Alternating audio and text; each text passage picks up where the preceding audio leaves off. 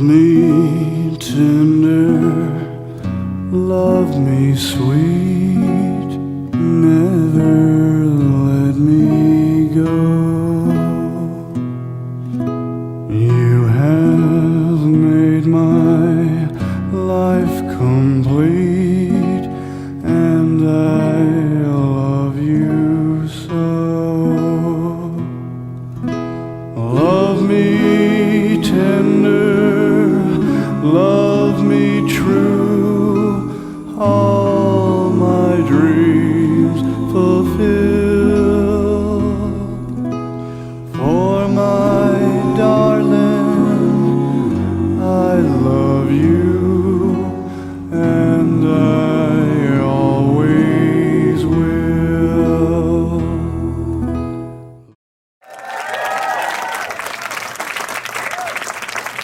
Thank you, Illyse, for hospitality and your kindness to bring me back to the city. It's been too long. I love New York, so I'm happy to be at the Roxy. Illyse took me to lunch today, and she said it's the 30-year anniversary of Wild at Heart. And I'm sorry to tell you that I can't sing anymore. I blew my voice out singing Purple Rain incorrectly at 2-minute karaoke. God, this is my favorite love story of all time. And it's just so beautiful because I feel like through all the weirdness, through all the darkness in life, love transcends, love transmutes, love heals. And it's so powerful to watch this and just see how this upholds 30 years later. What's it like for you to watch this now?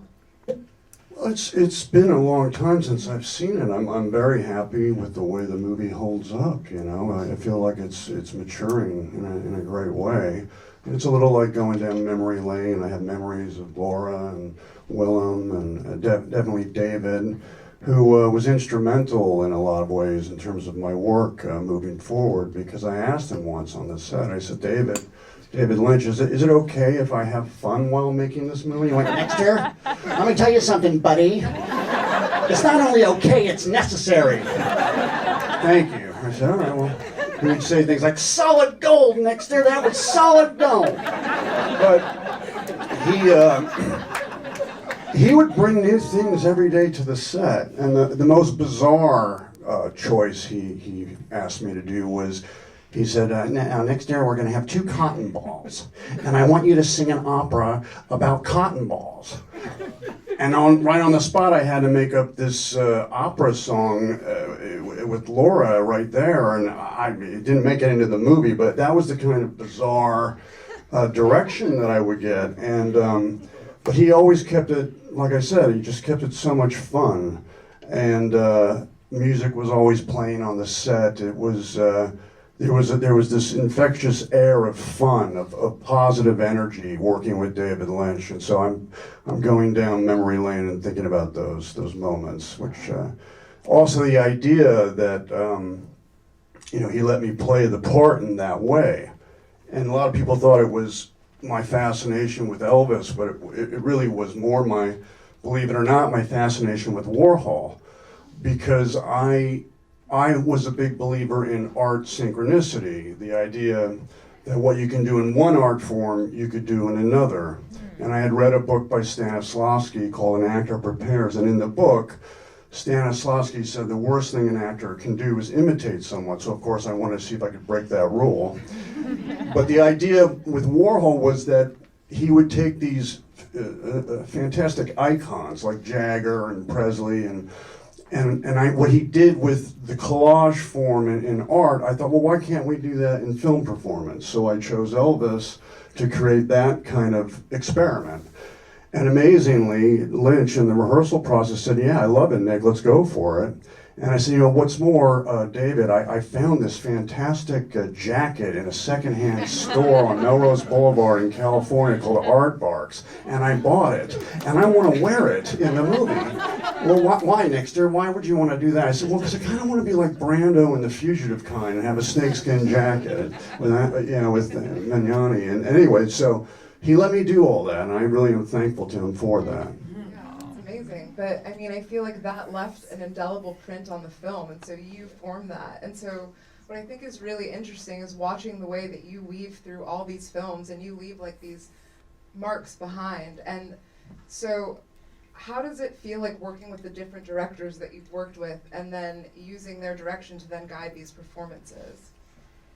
It's, first of all, I have been blessed to work with incredible filmmakers, and I've really not had any bad experiences. I can't think of one that I didn't feel I learned something from. They have different approaches, they have different points of view. When I worked with David Gordon Green on Joe, I wanted to do something that was deeply naturalistic, and David helped me get to that. But I have to give credit to my aunt, Talia Shire, who was the one that first told me naturalism is a style. Well, you can try other things. You can try surrealism. You can experiment, and so she kind of opened my mind to that as a possibility at a very young age. But to answer your question, yes, I've learned something from each and every filmmaker I've worked with, and it's gone. I brought it with me on each. I'm still learning, but each character I play, every movie I take a part in, I'm still trying to stay interested and stay challenged and grow in some way. And the lessons I've learned with these filmmakers have helped me do that. I think one of the most inspiring things about watching you too is seeing how free you are, like how open you are just to like life's experiences and just like really like putting yourself out there to be vulnerable and almost not caring what anyone thinks about you. And I feel like that's liberating, right? That's like a superpower in this day and age. How have you managed to do that? Well, I have been blessed to work with filmmakers that would let me experiment. I've just stayed interested, I stayed open, and the biggest thing I think an actor or anyone in the arts has to have is the willingness to go for the triple axel, and if you fall on your face, that's okay. You get back up and dust yourself off and try something else, and that's what keeps it fresh and spontaneous and keeps it hopefully a little bit electric. But I agreed with what you said about love. I like love stories because love stories are like the white light of emotion, of the rainbow, of every color of the spectrum is in the love story. You have the fear, you have the jealousy, you have the closeness and the comfort and the companionship and the compassion. And so doing love stories has enabled me to explore every emotion within the context of each individual film. So I gravitate towards romantic films. I feel like love is the most important thing in this world. It's what drives everything. Is that like what drives your creation for art? Like what made you want to pursue this avenue? It was art. Well, acting for me has always been like a guardian angel. My brothers and I grew up in an environment that was a little intense at times. And so I would rush home from school and I'd put the television on. I would lose myself in the TV set. The little people in the TV set were so much more interesting to me than what was going on at home in the living room. And so I would just escape into that, or go into my backyard and imagine, like we talked about earlier, imagine these Ray Harryhausen winged lions floating in the sky. And my father had built this little wooden castle, and I would go there and have my lunch every day and develop my imagination. So acting has allowed me to transmute whatever pain or whatever frustrations I may have had by being able to purge and to put it into film performance. And I am thankful. I don't have any complaints or regrets. I mean, all those memories and experiences have brought me here to be able to, in the power of now, talk with you at the Roxy Cinema, so I'm blessed. All of you. I feel like in Wild at Heart, it kind of does feel like an opera, like when you're watching it and like all the different layers of the concertos and like Rising. How was it, like when you filmed it, how did you go in and out of the different layers of character? I mean, a lot of it just was so spontaneous, and it happened on set. And because of the environment that Lynch provided, you felt free, you felt liberated to explore. And David is the first to admit he's an absurdist, and if you look at the body language and a lot of the other characters in the movie, like the older woman going like this with her hands, that's haunted me for years. I see that. Or the guy walking down the street, he was terrific. Remember him in The Warriors? He's like, yeah, same actor, but what's he doing? What's that? Ooh, ooh, ooh, what are you doing? That stuff, that's Lynch, or the guy in the wheelchair doing that with his hands. I mean, all these little moments create this world that he's an original in that way. He finds little things that are absurd, but they stay with you. Yeah, I feel like we talked about earlier, like how like Westerners don't move their bodies, they don't scream, they don't dance, but rewatching this, I'm like, man, Lynch was tapped into that. Like you guys did feel all your emotions and were moving through it. And so, how do you think like that came interpreted for him? Was that all through his meditation at that point, or? That I don't know. I think he was already involved in that, but we didn't talk much about it. Yeah. If I'd ask him a question about something like that, he'd go, "Oh yeah, Nick, that's the margarita talking." Go out and have Mexican food and have a couple of margaritas. No, that's the margarita. But yeah, no, he was already on that path. My mother was a dancer. I do think that some of my body language, even though obviously Sailor Ripley is by no means a trained dancer, there was a kind of a modern dance component to it, which I like the idea when doing film performance. What I call spatial relations. I like to be able to use my environment and move within my environment. I was very proud of the front handspring off the Thunderbird. Yeah. So I can't do that anymore either. That's out. That was amazing. But so, yes, you grew up, obviously, Francis Ford Coppola was your uncle. You grew up like around film. Yeah. How old were you? Like what movie, I'm curious, like really deeply affected you and made you want to do this? My God, I mean, my dad was a professor of comparative literature, and he was a dean of creative arts at San Francisco State University, so he was always immersed in art and film. And we had a little projector at home, and I think I must have been 5, and he was screening movies like Nosferatu and The Cabinet of Dr. Caligari, and I was like, for a 5-year-old to be watching that stuff, that abstract, surrealistic Shrek body language, the fingers moving like that, I mean, it gave me nightmares, but they were beautiful nightmares. They stayed with me. And The Wizard of Oz, which is interesting because it plays throughout Wild at Heart. I grew up watching that movie, and I couldn't get the Green Witch out of my head, and particularly the part where the house falls on one of the witches, and you see her socks curl up and her feet kind of dissolve, and that really blew my mind at a very young age. So, but those moments stayed with me, and I think helped me do what I wanted to ultimately do. Then I didn't discover really great acting until I was 15. I went to see James Dean in East of Eden and Marlon Brando on the waterfront in a theater in LA called New Beverly Cinema. Yeah, and that's where I knew then and there that's really what I had to do.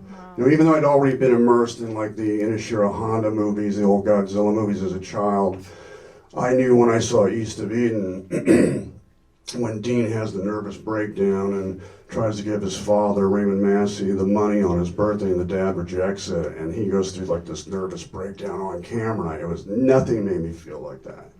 No rock song, no classical symphony, no jazz piece. That got me, and I said, I have to do that.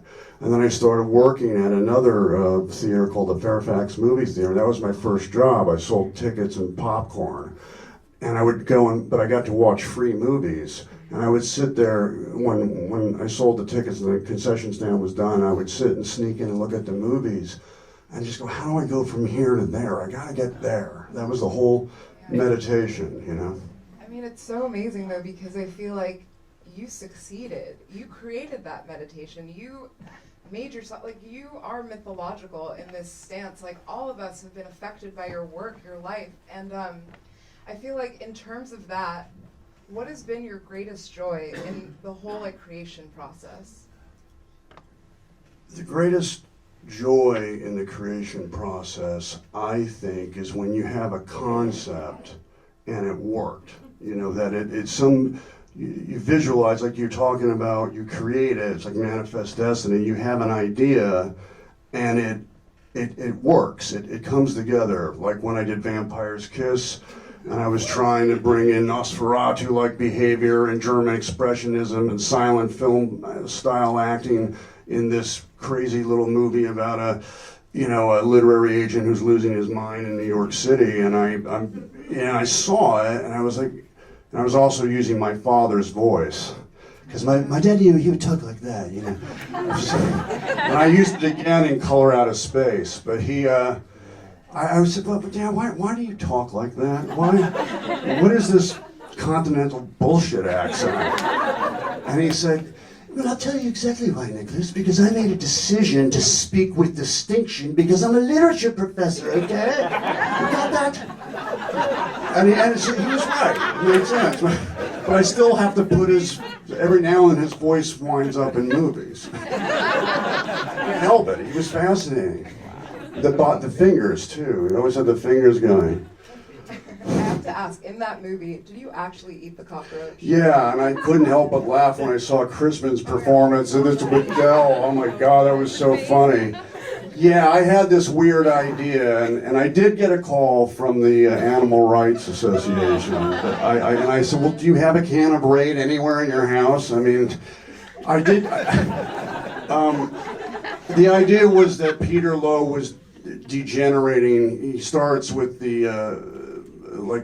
it's pistachios, then it's a roach, then it's a bird, a pigeon, and then it's a human being to become full vampire. But Bierman and I, the director, we were kind of knocking heads a little bit, and they actually sent cockroach wranglers out into the different basements around New York City, and they found not one but two, because he got it in the first take, but then he said he wanted to just watch me do it again, because I think he was like enjoying turning the screw a little bit.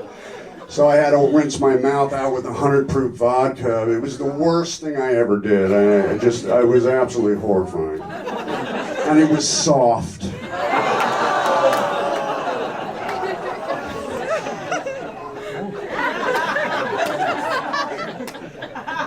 Not crunchy, folks. Not like fried grasshoppers. Who has been your favorite director to work with? Like, what was your favorite film to make?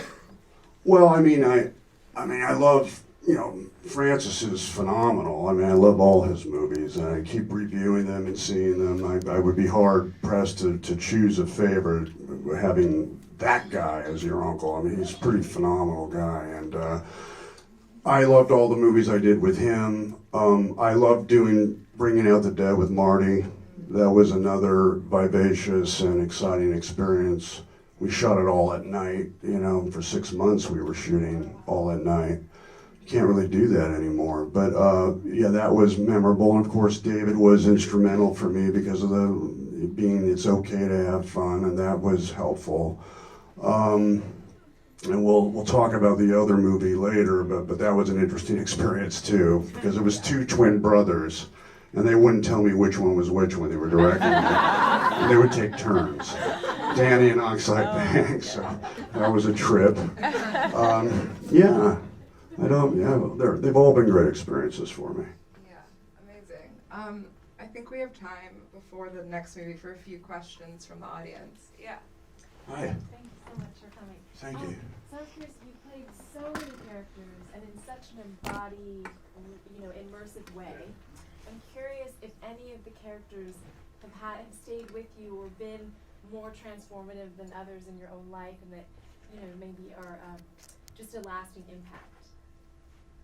Again, I feel that Joe was the one that was most like me, and so I felt that was a character that sometimes if people ask me, which character in which film did you make that you feel was the most natural in terms of your own emotions and thoughts, and that one I think was the main one that really stayed with me in terms of being as similar as myself. Yeah.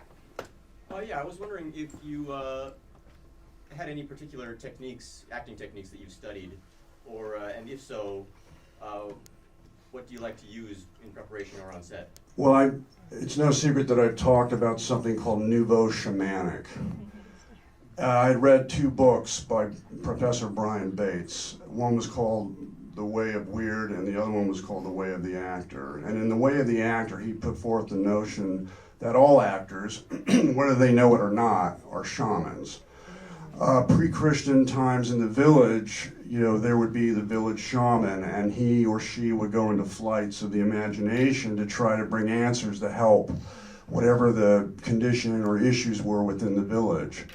And movies do that. Film performance, the actor or actress goes into flights of the imagination to reflect what is happening in society.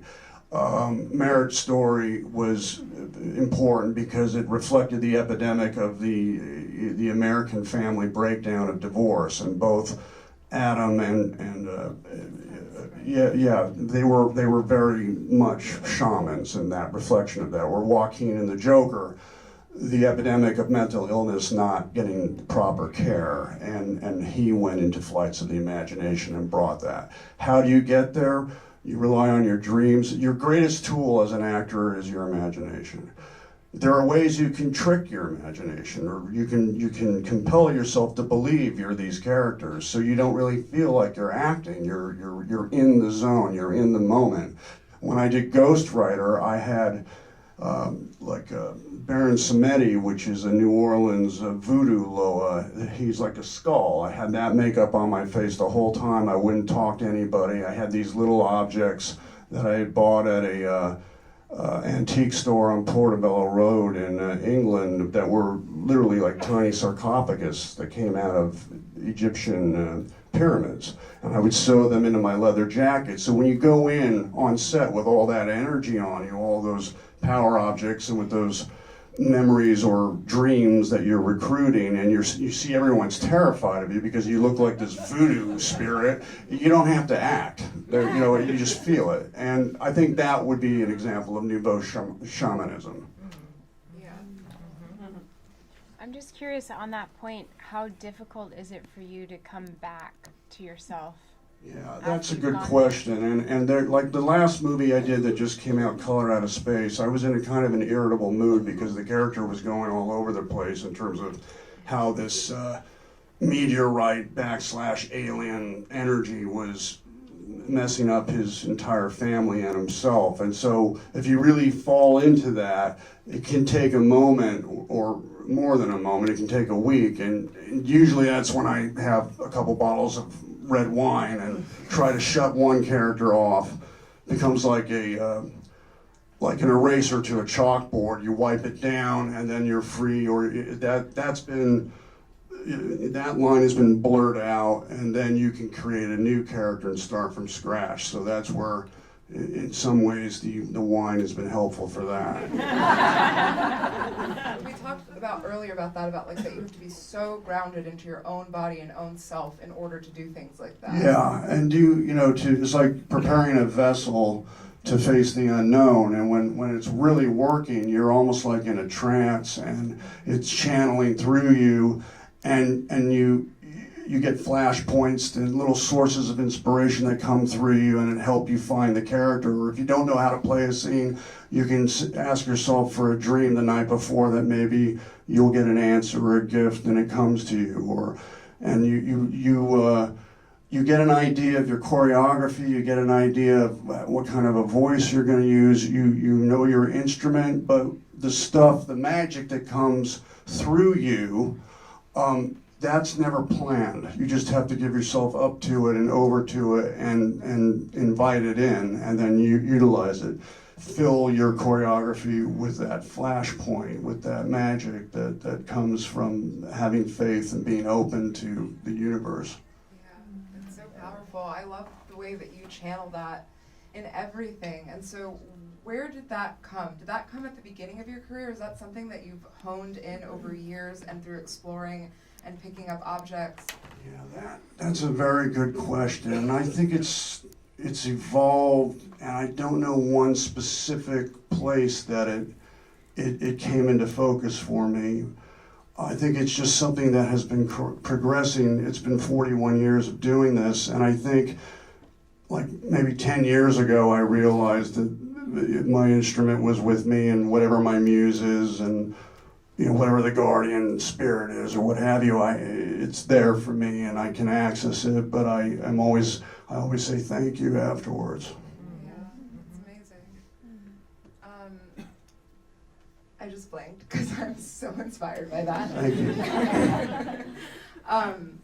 Oh yes, we talked about like the cross-pollination of art and how music inspires, like painters inspire poets. What has inspired you in other art forms to bring into this? Food. Truly, I mean, I think some of these chefs are just extraordinary artists that fine tastes. And my dad, he was probably the only one I knew that was really interested in art through touch. We have food for taste and music for hearing and film and painting for the visual and the audio, but he was the one that said, well, touch is a sense. You can also make an art form out of that. So he created the Exploratorium, the tactile dome. If you're ever out in San Francisco, you crawl through it and you touch your way through it, and it enhances your experience of touch. And I just think that I am looking for, like you mentioned, cross-pollination. Those memories, even going through the tactile dome, have come back to me when I'm doing a character. I was terrified going through it, but I mean, if I need to find the organic emotion of fear, I can think about that, or I can remember that or recall that. And I have to stay open to music. I have to keep reading. One of the best ways to improve as an actor is to read poetry out loud so you get comfortable with the sound of your own voice, so it doesn't upset you and you get comfortable with the words and the poetry. I love Yeats, talked about The Secret Rose. Stockhausen was an interesting avant-garde inspiration for me because I never heard anything like that, but my dad was playing punke and stimong as a child. I'm like, what the hell are we listening to? This is giving me nightmares. But then it stayed with me again. So he really was very influential and instrumental in what I do. It's amazing. I feel like, everything in our life, since like childhood, it leads us to where we end up. Yeah. And how do you feel about your path and like where you are and the body of work that you've created? I still think there's plenty of room. I mean, I'm still very excited about working and staying interested. There are characters I'd like to play that I haven't done. I mean, I just saw the Mike Wallace documentary. Mike Wallace is here. I've always been fascinated by the news and how it's deployed, and I'd like to play a newspaper man. I've never had a chance to do that. My first love was the ocean, so I'd love to do some version of Captain Nemo. Talk about seaweed cigarettes and my love of the ocean. So there's plenty more for me yet to do. Amazing. Well, this has been seriously so incredible. You are amazing, and we are Thank so you. happy to have you here. Happy to be here. And now we are going to show Bangkok Dangerous. So some of you have a ticket for that, some of you don't.